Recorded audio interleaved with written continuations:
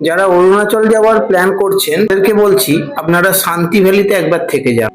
তাওয়াং যাওয়ার পথে আমরা শান্তি ভ্যালিতে এক রাত ছিলাম ল্যাংজাম হোমস্টে।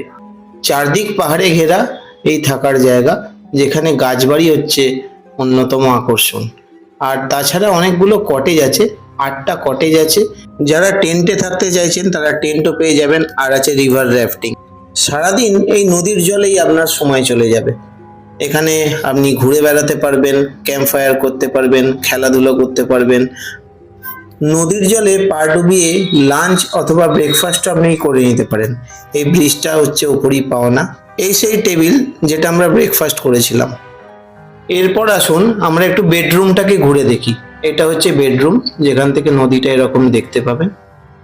এই ল্যাংজাম হোমস্টের পুরো ভিডিওটা দেখার জন্য পাশে থাকুন, একটু সাপোর্ট করুন সাবস্ক্রাইব করে। আর শেষে আপনাদেরকে বলি অনেক ধন্যবাদ।